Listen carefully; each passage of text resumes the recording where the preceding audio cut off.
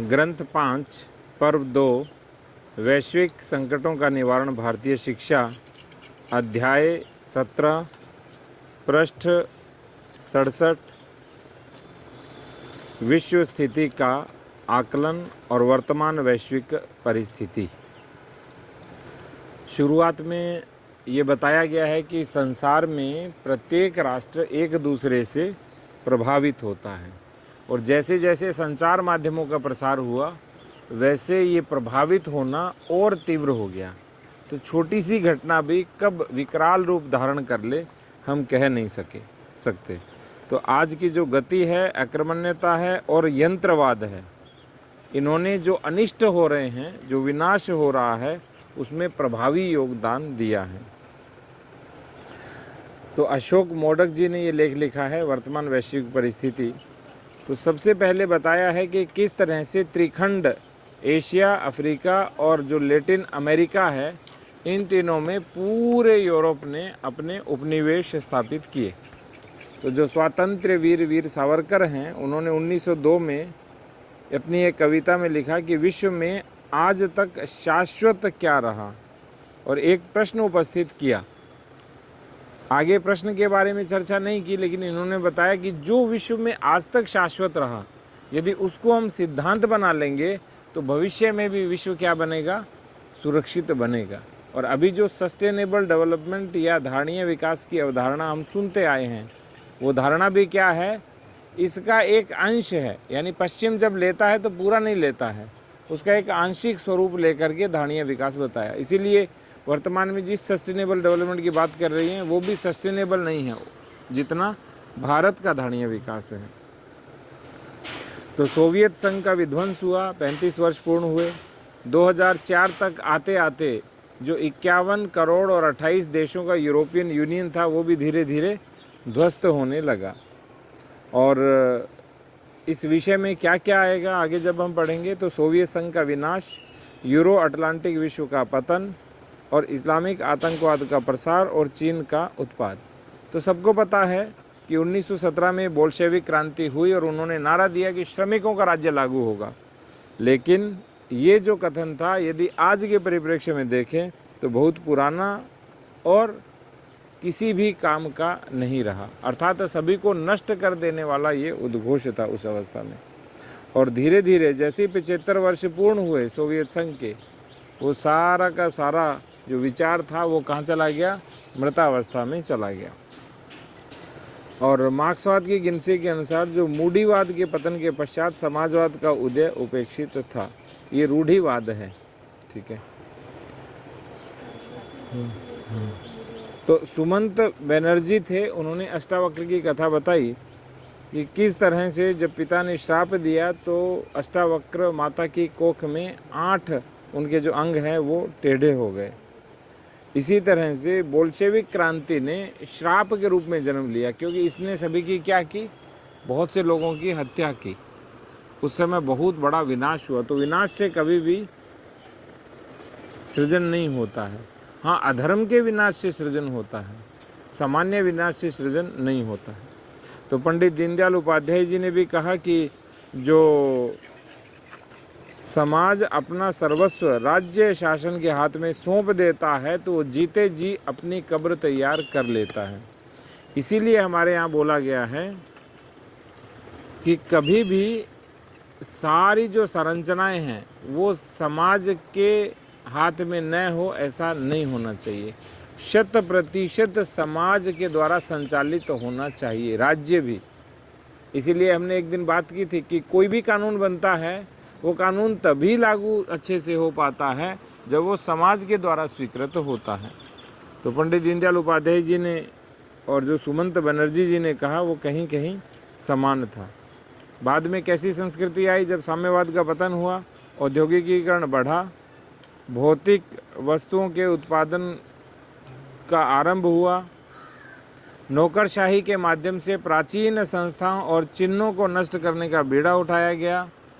हालांकि इससे एक बार बाढ़ की तरह उथल पुथल तो मची, लेकिन बाढ़ की तरह उथल पुथल मचने के बाद बाढ़ का पानी बहुत देर ठहरता नहीं है, थोड़े समय के बाद वो उतर जाता है।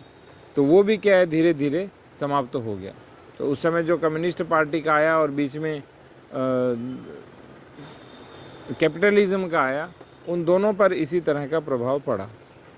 तो दूसरे महायुद्ध में जर्मनी को मिट्टी में मिला दिया और पूरे विश्व में दो ध्रुवों का क्या हुआ, उदय हुआ था। एक था अमेरिका और दूसरा था रूस। अब होता क्या है, जब भी कोई नया वर्ग आता है, जैसे 1960 के आसपास जब शीत युद्ध शुरू हुआ, तब सभी ने कहा कि पुराना सब मिट्टी में मिला दो और नया किसी ने कुछ दिया नहीं। तो जब नया नहीं दिया और पुराना मिट्टी में मिला दो का नारा दिया कि भाई प्राचीन तो सही नहीं है, तो क्या स्थिति हुई सबकी बताइए आप। आज स्थिति आप देख रहे हैं, पुराना स्वीकार नहीं है, नए में आप समायोजित हो नहीं सकते हैं। ठीक है। बाद में 1991 में जब सोवियत संघ का विघटन हुआ, तो हमें नया ही चाहिए। 1991 में क्या आया, हमें नई चीज़ चाहिए सब। तो क्या आया, LPG, liberalisation, privatisation and globalisation.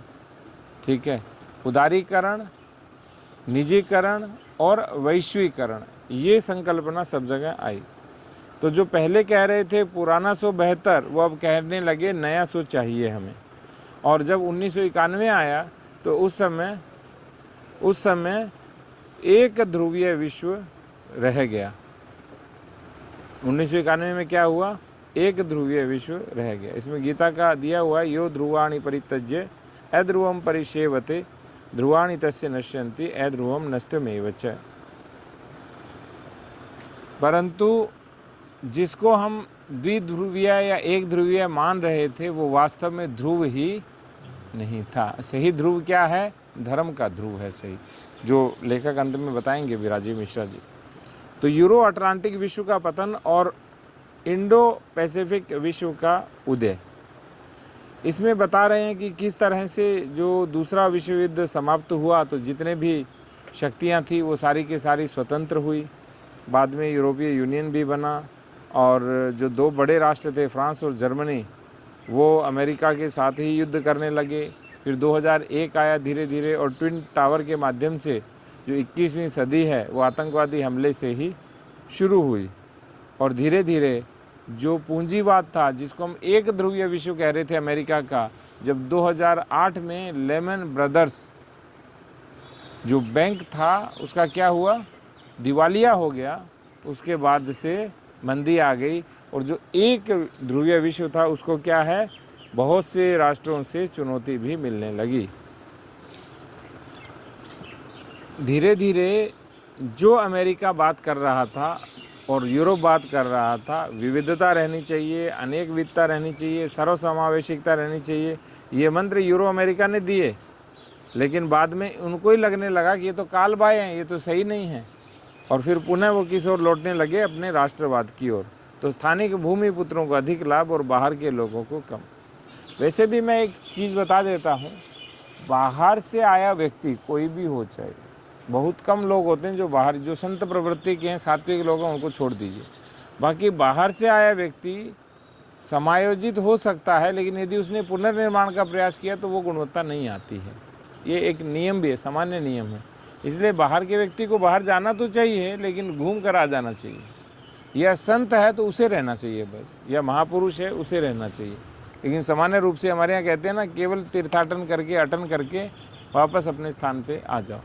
इसलिए आप ध्यान से देखेंगे, जितनी भी प्रकृति का, जितनी भी संस्कृति का, दोनों का नाश हुआ तो किसने किया, स्थानीय लोगों ने कभी नहीं किया। बाहर से आके लोगों ने प्रकृति और संस्कृति दोनों का नाश किया। ये दो मूल हैं हमारी।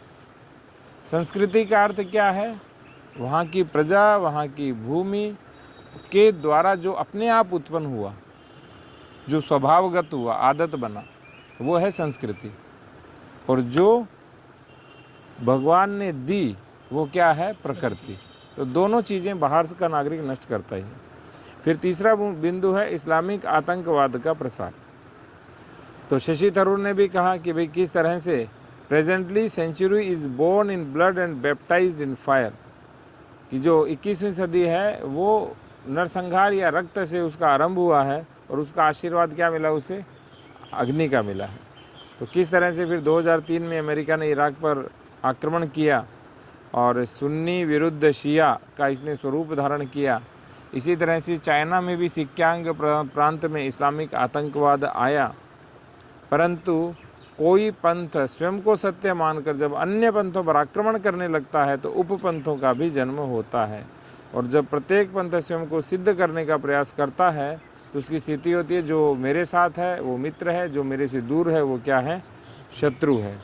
इसी के कारण पूरा का पूरा जो मध्य पूर्व है, चाहे सीरिया है, इराक है, लेबनान है, सभी जगह क्या हुआ, संघर्ष हुआ और 6 वर्ष में 5 लाख लोगों का कत्ल हुआ। आप सोच के देखिए, एक यदि जनपद में किसी का कत्ल होता है या मर्डर होता है तो पूरी मशीनरी पीछे लग जाती है और वहाँ कितने लोगों का नरसंहार हुआ और कोई चर्चा भी नहीं होती उस नरसंहार का। What is the root cause, मूल कारण क्या है, उसकी कोई चर्चा भी नहीं करता। और बाद में एक अबू अल बगदादी थे वहाँ पे, तो उन्होंने कहा कि मैं स्वयं ही खलीफा हूँ इस्लामिक स्टेट के। बाद में अल कायदा के अल जवाहिरी आए तो उन्होंने फिर उनको चुनौती दी।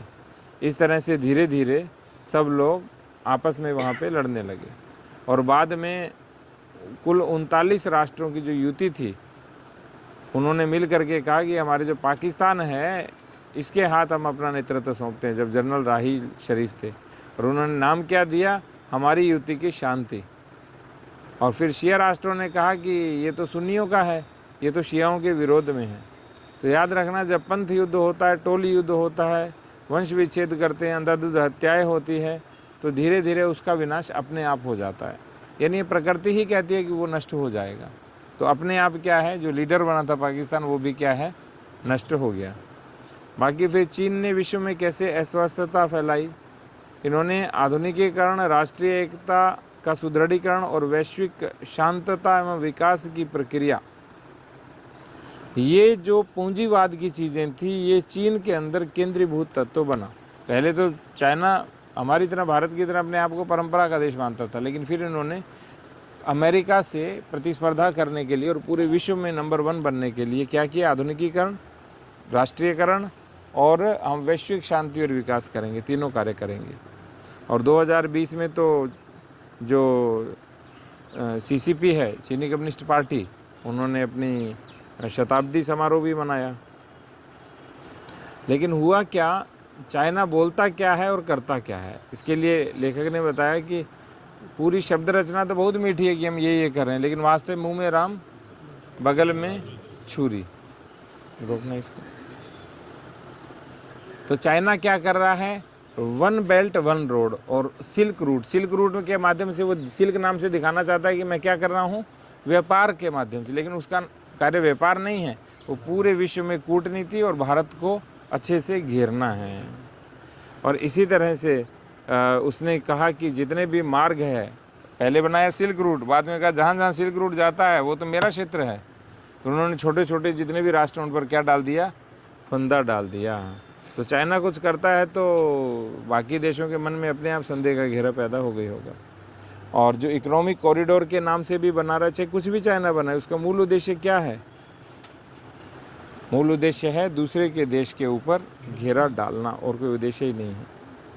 तो प्रभु श्री रामचंद्र जी का वर्णन करते हुए कहते हैं कि समुद्र इव गांभीर्य धैर्येण हिमवान इव, अर्थात जैसे राम जी इतने गंभीर थे, इतने धीरवान थे, उसी तरह से भारत भी क्या है, धीरवान और गंभीर है। यही कारण है कि 2014 के बाद भारत की जो विदेश नीति है वो बहुत अच्छी हुई है। और याद रखना, इस्लामिक स्टेट को यहाँ भस्मासुर बोला है, जो इसे खड़ा करता है वही उसे क्या करता है, नष्ट करता है। और जैसे अहिरावण और महिरावण हैं, हम सोचते हैं कि ये क्या हैं, बहुत समृद्धि वाले हैं, बहुत ज्ञानी हैं, बहुत लोग ज्ञानी लगते हैं, लेकिन वास्तव में ये शांति के अंदर ही सुरंग खोदते हैं। सावरकर जी ने 1902 में कहा कि विश्व में आज तक शाश्वत क्या रहा, ये पुनः आया है यहाँ पे। तो उन्होंने कहा कि प्रातः काल में उदित होने वाला सूर्य शाम होते होते अस्तंगत होता है, वैसे ही ब्रिटिशों का भी क्या होगा, अस्त हो जाएगा। क्यों? क्योंकि उनके यहाँ कुछ शाश्वत है ही नहीं, और जब शाश्वत नहीं होता तो क्या होता है, अंत होना स्वाभाविक है। इसीलिए पूरा ब्रिटेन अपने आप नष्ट हो, पूरा यूरोप अपने आप नष्ट होगा। आगे बताया गया भारत और पाकिस्तान ने, वो चीन और पाकिस्तान ने आपस में मैत्री की, वो राहु और केतु की मैत्री जैसी है। वो भारत के लिए की है, वो भी स्थायी रूप से नहीं रहेगी।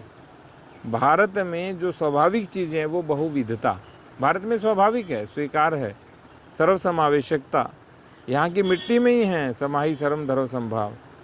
और लोकतंत्र, आर्थिक विकास, संरक्षण, सुशिक्षितता, ये सब चीज़ें भारत की स्वाभाविक चीज़ें हैं, इसमें से किसी को लेना या देना नहीं है। तो आगे बताया जयिष्णुता और सहिष्णुता। जयिष्णुता है कि हम जय होगा आपके ऊपर तो ही हम सहिष्णु रहेंगे, और सहिष्णु हम तो ठीक है, जय हो या नहीं हो हम साथ रह रहे हैं ना, अच्छी बात है, ये भारत है। क्रोधावशता और क्षमाशीलता, वो तो क्रोध करते हैं, यदि ये नहीं करोगे तो हम क्रोध करेंगे, इसका पालन, इस नियम का पालन नहीं किया तो क्रोध करेंगे। लेकिन भारत क्या है, क्षमाशील है। सर्वसमावेशकता और व्यावर्तकता, भारत सबको समाहित करता है। व्यावर्तकता का अर्थ होता है एक्सक्लूसिवनेस, एक होता है इंक्लूसिवनेस। इंक्लूसिव क्या होता है, भारत सर्वसमावेशक।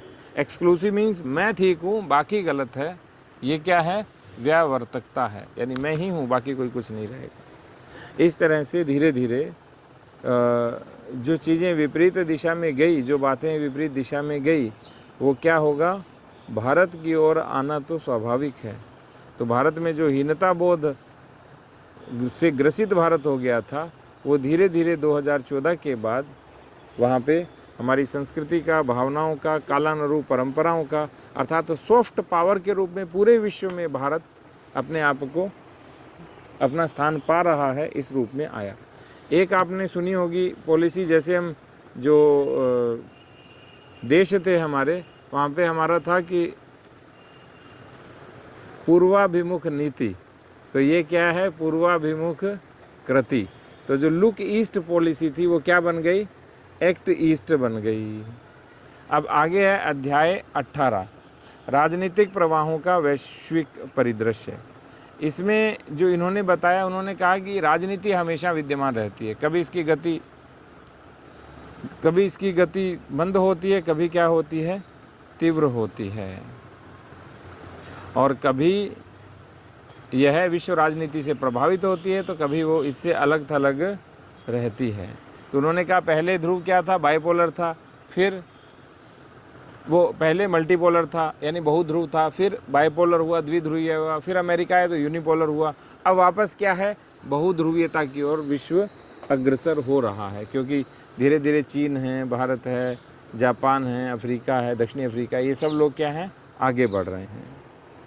और इन्होंने बताया किस तरह से 5 राष्ट्रों की जो प्रतिस्पर्धा और शक्तिलिप्तता थी, ब्रिटेन, रूस, प्रशिया, फ्रांस और ऑस्ट्रिया हंगरी, जिनके कारण दोनों विश्व युद्ध हुए।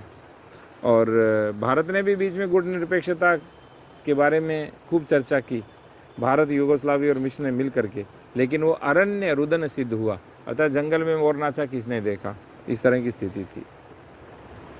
बीच में लोग ये कहने लगे कि अब तो विचारधाराओं का अंत हो गया है, क्योंकि इधर से कैपिटलिज्म नष्ट हो रहा था, इधर से सोवियत जो विचारधारा थी, मार्क्सवादी विचारधारा थी, वो अंत हो गई। तो ये इतिहास का अंत है, ठीक है, लेकिन ऐसा नहीं होता है, कभी भी इतिहास का अंत नहीं होता है। जो सनातन विचार होता है वो अपने आप धीरे उठ खड़ा होता है।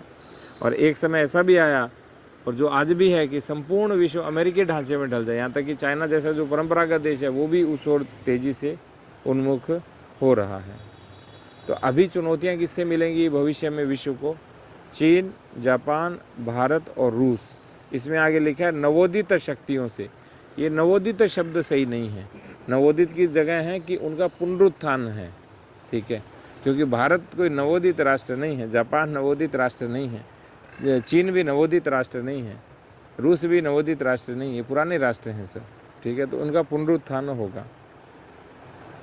और वर्तमान में जो इहलोकवादी दृष्टिकोण, सेकुलर रिलीजन है, उनको बताया गया है कि किस तरह से मानसिक लोह पिंजर हैं जो हमारी बुद्धि और स्मृति को कैद में कर लेते हैं।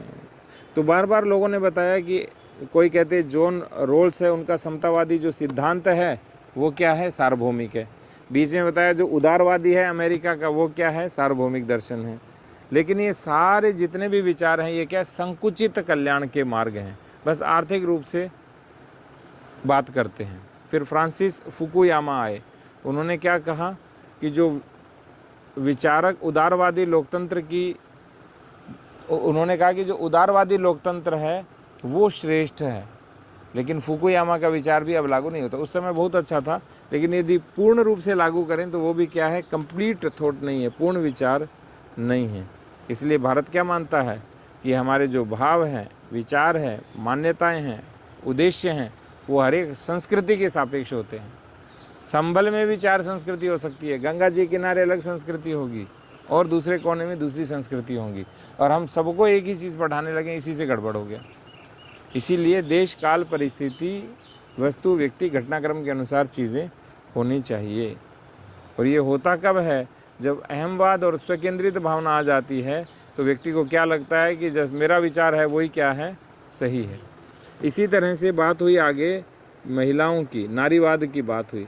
किस तरह से जो नारीवाद की परिकल्पना की गई, और नारीवाद का अर्थ क्या था, पश्चिम की जो महिला है वैसी महिला बना देना ही नारीवाद है।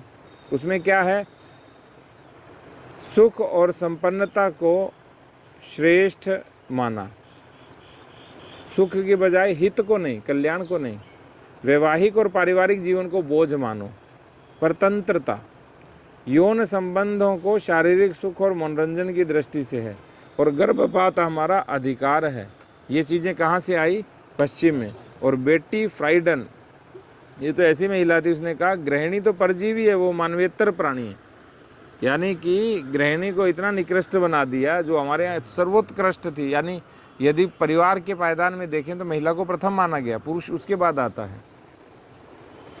लेकिन पश्चिम तो ऐसा ही है। तो पश्चिम ने जो बोला वो नारीवाद भारत में धीरे धीरे आ रहा है। यदि वैसा आया तो नारी के भविष्य के लिए और भारत के भविष्य के लिए, दोनों के लिए वो अच्छा नहीं है। भारत का नारीवाद भारत जैसा होना चाहिए, जो भारत की संस्कृति के अनुकूल हो।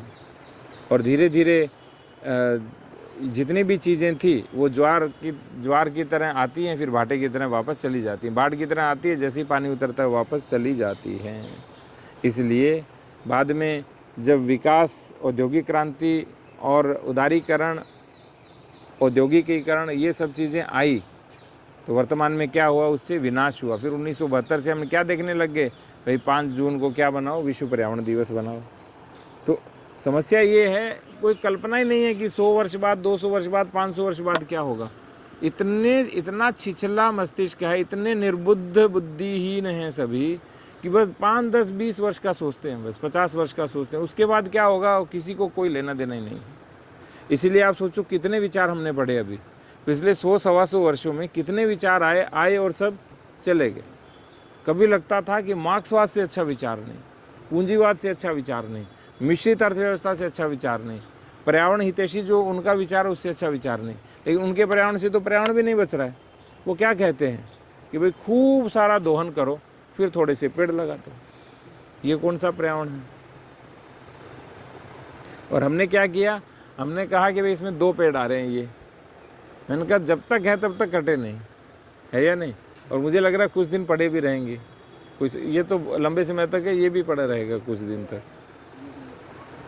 अभी धीरे धीरे क्या आ रहा है, 2 politics, light green politics, politics of dark green. पूरी तरह पर्यावरण का पालन करो, थोड़ा थोड़ा पर्यावरण का पालन करो, इसका अर्थ ये है।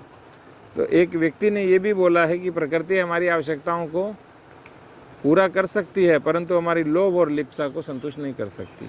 अर्थात एक व्यक्ति का लोभ पूरे विश्व पे हावी हो सकता है, लेकिन प्रकृति अकेली पूरे विश्व की सभी आवश्यकताओं की पूर्ति कर देगी। तो प्राकृतिक साधनों का अनाप शनाप दोहन नहीं होना चाहिए। ये क्यों हो रहा है, क्योंकि हमारे यहाँ होलिस्टिक जो डेवलपमेंट की बात होती है, समग्र विकास की बात होती है, उसके ऊपर हम बात ही नहीं करते हैं। केवल बात करते हैं, सुंदर लगती है बोलने में, लेकिन लागू वो कभी भी नहीं होती है। इसलिए लेखक बता रहे हैं राजीव मिश्रा जी कि पोषणीय विकास की वास्तविक दृष्टि क्या है, भारत की आत्मवादी दृष्टि। कण कण में आत्मा मानना, कण कण में कंकर, हर कंकर में शंकर मानना, ये है भारत की आत्मवादी दृष्टि। तो जो आत्मबोध है उसी से ही क्या होगा, समाधान होगा। और बीच में शुमाकर ने भी बोला, जो बौद्ध परंपरा में माना गया, स्मॉल इज़ ब्यूटीफुल, अर्थात सम्यक आजीव जो है ना। कुल 8 क्या हैं, सिद्धांत हैं बौद्ध धर्म के। कौन कौन से हैं, जैसे सम्यक आजीव है, सम्यक कर्मांत हैं, ठीक है। हाँ तो हाँ, तो सम्यक का अर्थ है सही रूप में होना चाहिए, सस्टेनेबल होना चाहिए वो।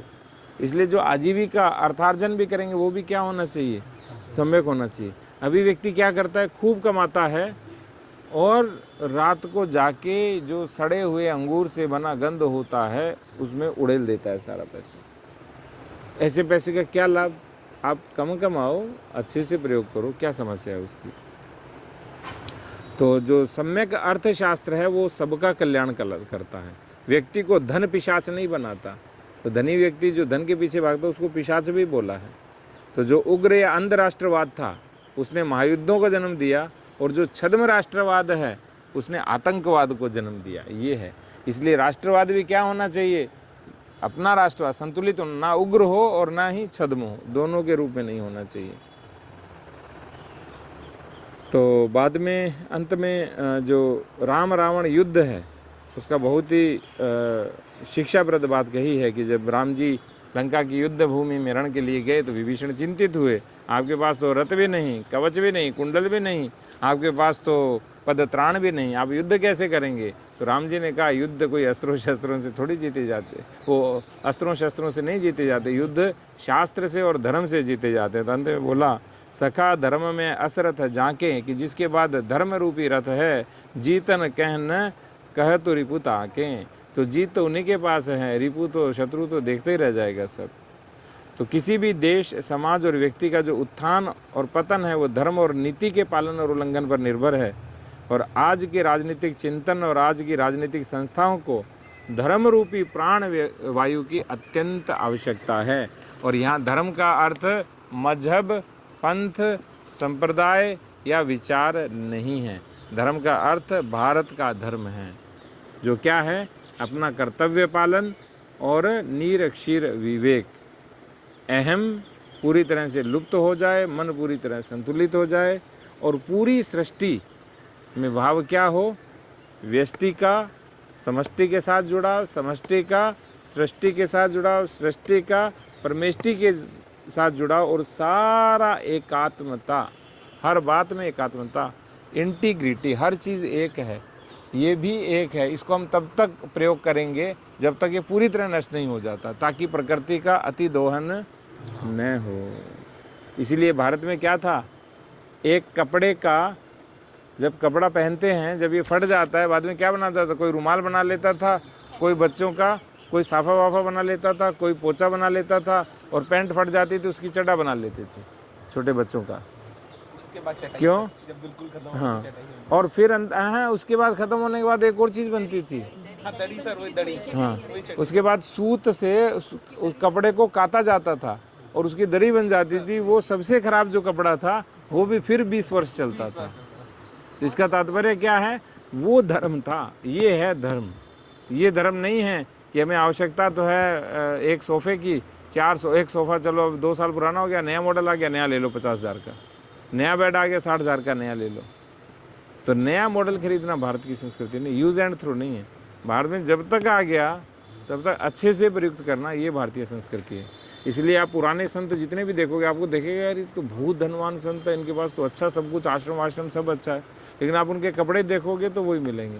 वो कहते हैं कि हम अपने लिए प्रयोग नहीं करेंगे, ठीक है, व्यवस्था के लिए जो हो सकता है वो हम कर रहे हैं, लेकिन अनावश्यक निरर्थक प्रयोग नहीं करेंगे, यही धर्म है।